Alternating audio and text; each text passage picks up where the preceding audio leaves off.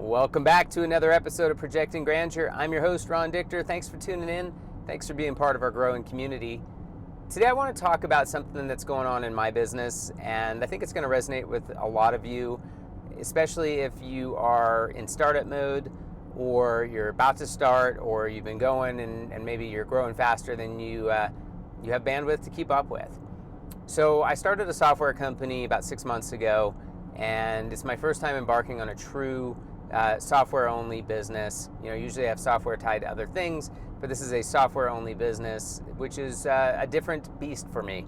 And as I've gotten going in the business, things have been going pretty well, but there's a lot of things that are going challenging, let's just say. So it's not all perfect.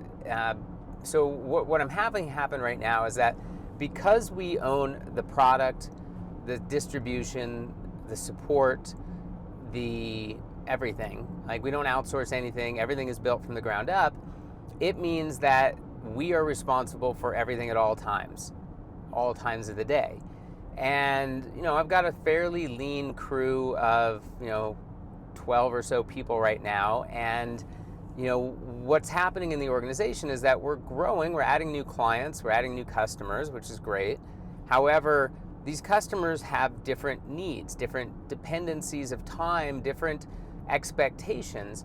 And one of the things that I'm really challenged with right now is making sure that we have enough people to cover the necessary things that we need. And so as you think about my particular business, I have product, the actual software itself, that requires a set of skills, a set of cranial power, if you will, but also some planning initiative. You've got the support, not just in how to support, how to create SOPs, standing operating procedures, how to figure out what times you can be available, because our customers don't have the same hours that we do.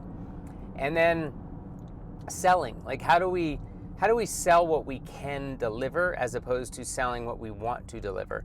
And a lot of my salespeople, they get excited about any deal, and sometimes they get a little bit ahead of themselves and sell something that's coming as opposed to what we have, and then all of a sudden you set the bad expectation. So the reason I bring all of this up is right now we have more, I don't want to say problems, but more things to do than we have people to do them.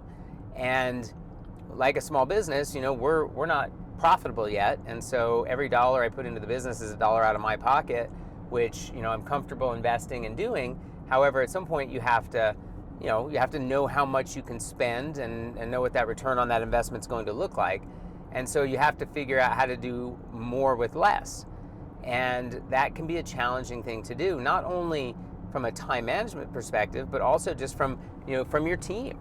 Like, you're going to be asking them to do more than maybe what they're capable of doing, what they want to do, and frankly what they might feel like they're being paid to do. And so how do you do more with less, and how do you deal with all of the issues at hand?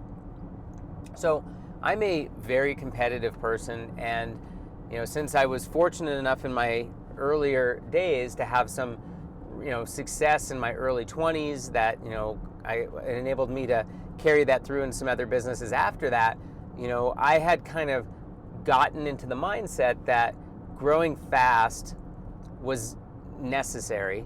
I also got into the mindset that you never say no to clients, and I also got into the mindset of other people's accolades and praise of what you're doing is a testament that you're doing the right things.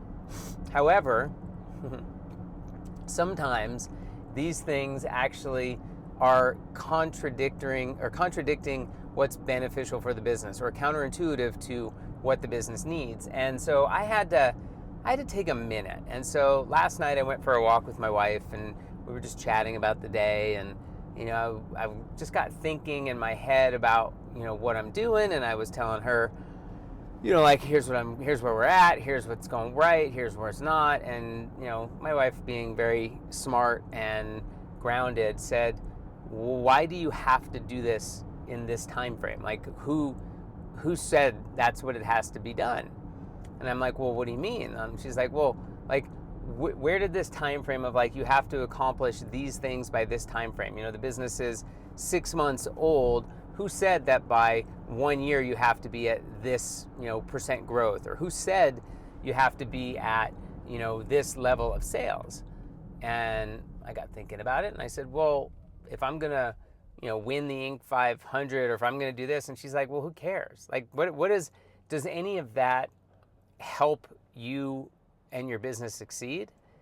And I'm like, well, not necessarily, but I've done that before. And as we started talking about it, I started to have the realization that I put these self-imposed expectations of myself because of, I don't want to call them material, but like things that are not impactful for the business, only because I've had those successes before that I felt like I need to be able to do them again to show to myself and to others, look, we've had success. But at the end of the day, I'm trying to build a business for the long haul, and I'm in software where you can't make the wrong decisions, because the wrong decisions can cripple the business. You only get one opportunity to give a good impression to your customers or to win a new customer. And so I got thinking about it after our walk, and I was like, you know what? She's right. Like, why does it have to be on this time frame? Like, what is the purpose behind it? If the business is going well, if I take a little more time to focus on the details and a little less time just focusing on growth at all cost, maybe I can build a better long-term business that creates less stress for me, less stress for my employees, and allows people to actually flex their brain a little bit harder to where maybe I actually make a better product, because we're so focused on building a best-in-class solution as opposed to building the fastest thing in the world, like fastest growing thing. And it was really, I think, a good lesson for me to realize, like, why am I doing those things? Are they beneficial to the business, or are they beneficial to my ego? And if they're beneficial to my ego, that is not the right reason to do something. That is not where I should be spending my time and focus if the goal is to build a long-term, great, sustainable business. And so depending on where you're at in your journey, I would just urge you, as you think about your business, like, be objective. Do you have more jobs than you have people? Do you have more things happening than you have time to deal with? And being a small, lean startup business is about doing more with less. So if doing more with less means you're trying to build a great company and build a great solution and build a great distribution model and all those things, like, don't be so focused on these external things that aren't necessarily going to help the business. Focus on putting your brain power to use into solving big problems for the company to make a better long-term solution. So I really think the point for today, at least maybe it's more of a cautionary tale of my own life, is focus on the things that move the needle in the business. Focus on the things that can make the business better. Don't be so worried about the things that make your ego feel better, because they sometimes get in the way with what's in the best decision for the business in general.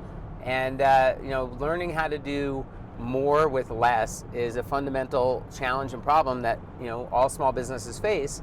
And putting your team and yourself in a place where you can use your brain for those things as opposed to things that are artificial and manufactured, I think will get you much further. So do less with more.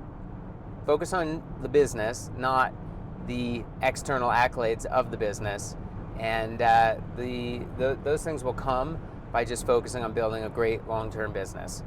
So I hope what I deal with in my day helps you with what you're dealing with in your day, and just want to keep sharing out what's happening. So thanks for tuning in. Thanks for being part of this community. And if you like what you heard, don't forget to like it. And most importantly, it means the world to me if you shared it. So thanks so much. Thanks for tuning in. Have a good day.